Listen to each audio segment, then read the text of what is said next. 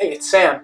I'm making this quick video to talk about one of the main subjects that I'm going to be teaching in the upcoming Psychological Astrology course. Now, as you see here, I have a graphic that is talking about the three brains and the three gunas and the planets. This is one of the most powerful frameworks that I've found to explain the nature of our psychology and our mind, that combines the qualities of Vedic astrology and Vedic thinking, namely the three gunas, with one of the real foundational principles of modern neuroscience and cognitive behavior. I've actually studied those things quite a bit. I've studied a lot about cognitive biases and even things like neuroplasticity and change blindness and all these kinds of things that we do psychologically in our mind. I'm going to be talking about quite a few of those things also on the Psychological Astrology Weekend course. But one of the foundational principles of modern neuroscience has to do with what's called the Triune brain, or the three brains. That inside of us we literally have three brains that showed our three evolutionary stages. One is called the reptile brain, the R complex. It's not just our evolution as a reptile, but all of the stages below that, which includes things like as a plant and as a singular cell organism or something swimming around, or very primal brain just wired towards survival.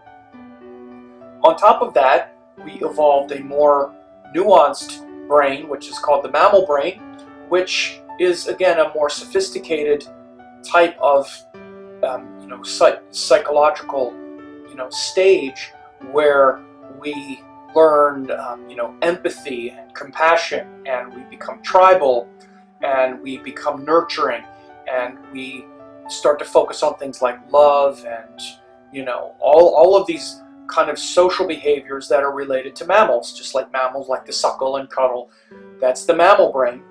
And then the highest brain is the human brain, which is the brain of prognosticating into the future, philosophy, pondering our own existence, rational thought, because mammals, they're still instinctive and emotional. They're not pondering higher principles like that. They'd probably do a little bit, but not as we understand it, like creating themselves. Mammals are very loving. In fact, in many ways, they have more natural love and empathy in some ways than humans do, but they're trapped by their birth. A dog is born a dog, and that's its fate. Whereas a human being, we have to sort of create our identity. We're here to figure ourselves out. So that abstract thinking mind is the human mind. And as you can see in the graphic here, I have the planets connected with these different brains. And you can see that that reptile brain is mainly focused around Saturn and Mars. Now, I also put the nodes there because they're also related to the tamasic guna, because they bring a sort of confusion into the situation, but they're a little bit outside of this schema. I just wanted to put them there because they're also what are called tamasic for a different reason. But Saturn and Mars are mainly, they're the two planets of the reptile brain. Saturn is the flight response, Mars is the fight response. So on the reptile level, you're sort of one or the other. Like, is this something I want to embrace, bring close to me for protection, like a kind of Saturn, or even Mars? Is this someone that I can do battle with, who's on my side, who I'll fight with or fight against? Again, Mars and Saturn are very primal. Are you with me or are you against me? Right? Do I want you in the foxhole with me, or am I going to be, battling you? Are you someone I want to keep close with me to be safe, which is Saturn, or someone I need to be distant from? Right? So these are the primal motivations of Saturn and Mars. They're very deep and instinctive, and they're also related to the physical body. Physicality and survival are the power of the tamasic guna. You know, when we look at the gunas astrologically, it's different than looking at them through yoga. When we look at these principles in a yogic context, you know, because yoga is literally developed to cultivate sattva. Tamas is an obstruction, but for your survival, tamas is necessary. If you want to survive, you better have a healthy amount of tamasic energy. But you have to make sure that you're aligned with it properly. And so this is the power of Saturn and Mars, and so that the reptile doesn't dominate other more subtle faculties. And by the way, these gunas do actually become more prominent as you get deeper into them. Like, we're much more driven by our fear and anger and our avoidance and our survival than we are, for example, trying to find ourselves. I'll explain that in a minute. But the brain that's the next most refined is the Rajasic brain, which is about interacting with people, interacting with other creatures, speaking, even like interacting with animals and people and your environment. That's Rajas. And the two Rajasic planets are Venus and Mercury.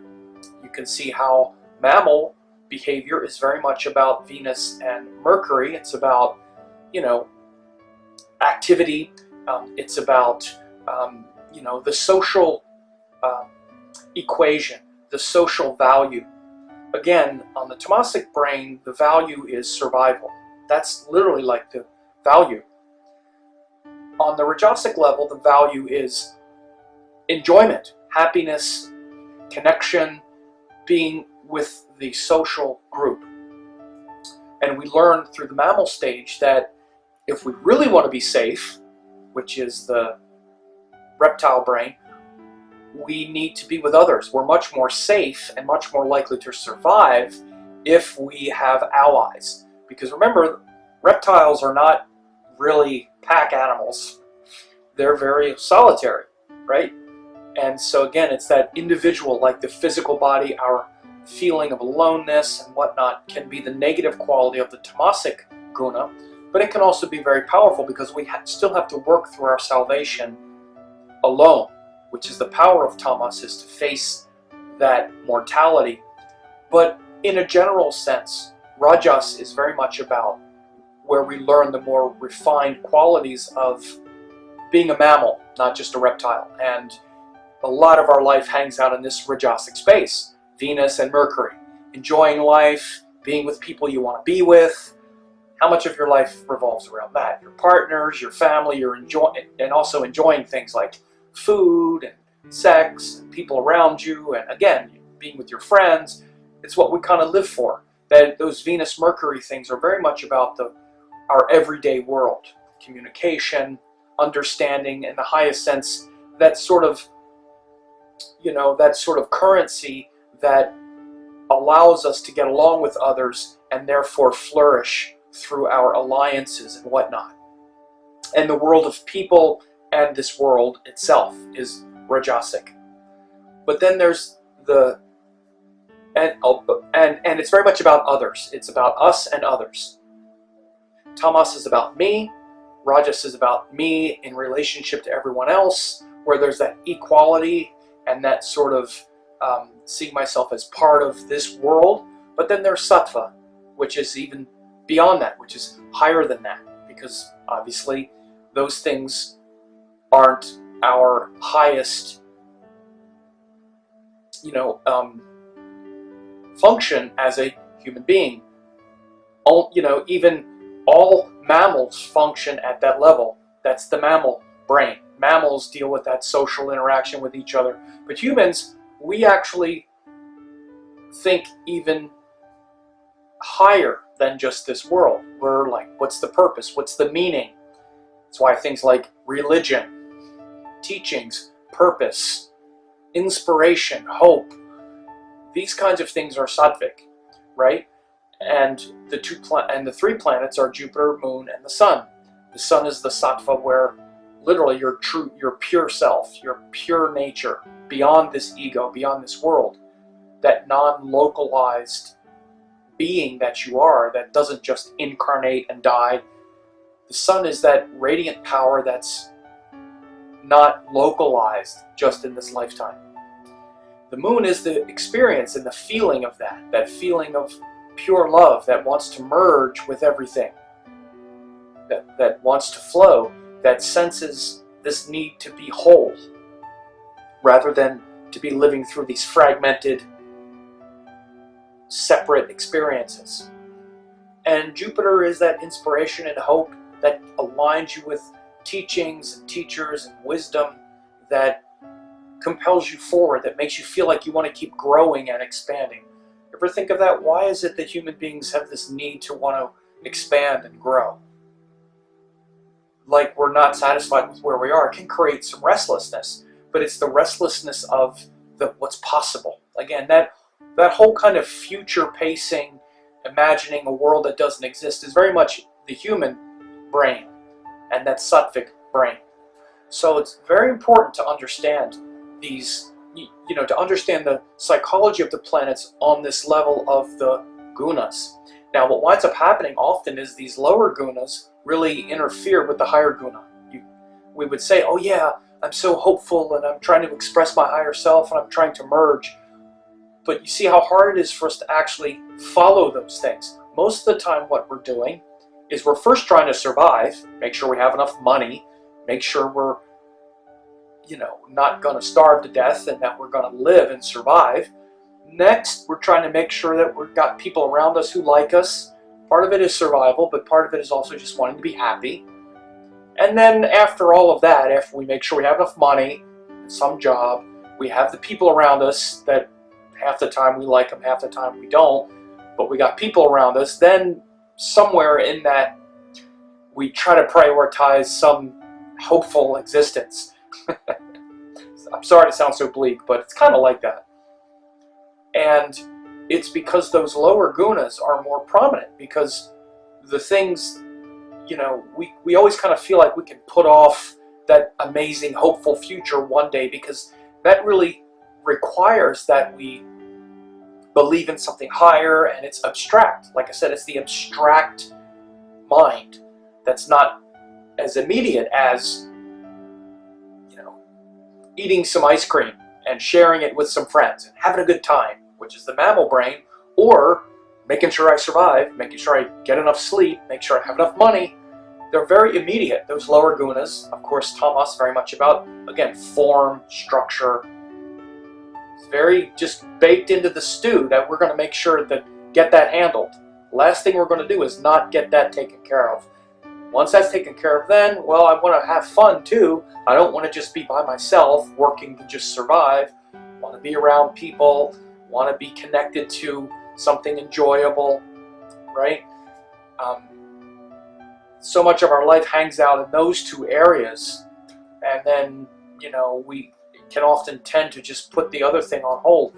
Now, there's a lot of depth around this that I'm just kind of scratching the surface on here, but it's actually, I'm going to talk about the higher implications of this and how, for instance, in a natal chart, planetary conjunctions, like when you get tamasic and sattvic planets interacting with each other, this is why you see that many times your higher aspirations to create something more with your life and to, really actualize those higher, more abstract, hopeful parts of your nature don't happen.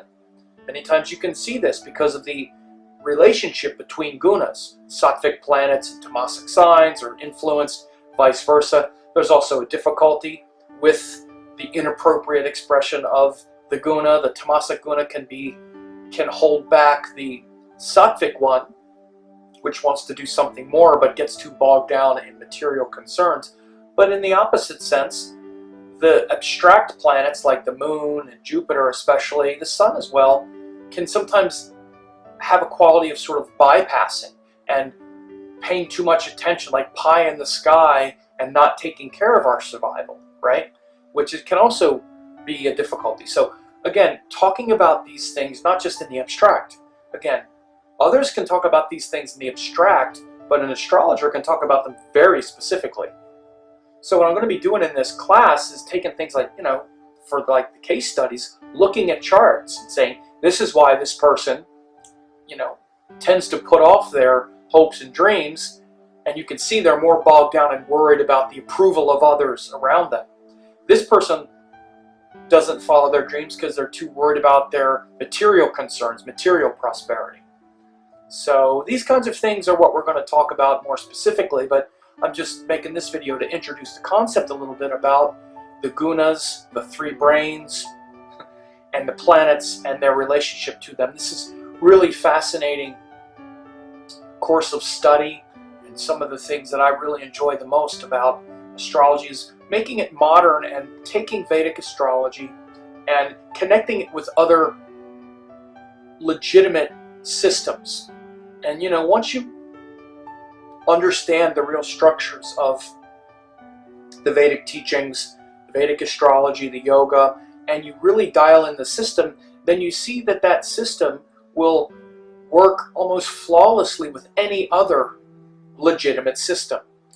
And you'll see things like like the three brains, right? There's other, like when I look at quantum physics as well, you can see very clearly how karma maps over directly with the quantum physics and the entangled particles and all of the things that they talk about, because it's a real science. So you see at the level of frameworks and universal principles like planets, gunas, the three brains, all of these things will match up. If they're authentic sciences, you'll see how they all sort of connect. And so one of my real joys as a teacher is to take Vedic astrology out of the books, out of the ethers. Of course, I really study the scriptures and the texts and the authentic principles, but then making them accessible by connecting them with other, especially modern sciences in the West, again, like neuroscience and quantum physics and other kind of psychological models, is really rewarding, and it really helps people learn, especially because then we also have all of these case studies and charts to look right at to, then we're not talking abstract anymore. It's not just a bunch of theories. This is a problem with trying to learn astrology. I'll just say these days there's so many people teaching it, and everything is theoretical. Nobody looks at charts. It's like everything I teach, I always got a chart. I'm always showing it. So in this video I'm not, because I'm just introducing the concepts, but certainly when I teach and in my courses, everything is experiential. I don't teach anything without showing it in the chart and breaking it down on that level so that you can really grasp it and really understand, again, the psychology behind things. Because everything in life, as a human being, once we incarnate, our karma arrives in the form of a feeling, and that the aggregate of that feeling is what you would call our psychology. And that moment, that sort of razor's edge of the moment, that sort of predeterminism from the past, and that need to take action in the present, that sort of crux, that sort of crucible of the moment revolves around, it's going to arrive in the form of a feeling and a psychology, a psychological pattern. So it's very important to understand what that is, because again, it's going to revolve around certain planets, certain dashas, certain transits, and all of that is a psychological stew. And it's going to be a psychology of the moment interacting with our nature, which is our kind of fixed psychology in some ways. Nothing's fixed, but our basic pattern. And that part of you that's always felt like you. Within the whole wide variance of things that you've done, even the earliest things that you can remember, it feels like you were doing it because you have a basic nature. It's not so basic, it's pretty complex, but it still feels congruent. And that's what we're talking about with the psychology in the psychological astrology course. How do you really dial that in? This this triune brain concept is a great thing to just land the whole experience of the planets in your mind itself. So we'll be talking about those things in the weekend course, and you can register if you like. If there's still space available, go ahead and click a link, and we'll get you set up.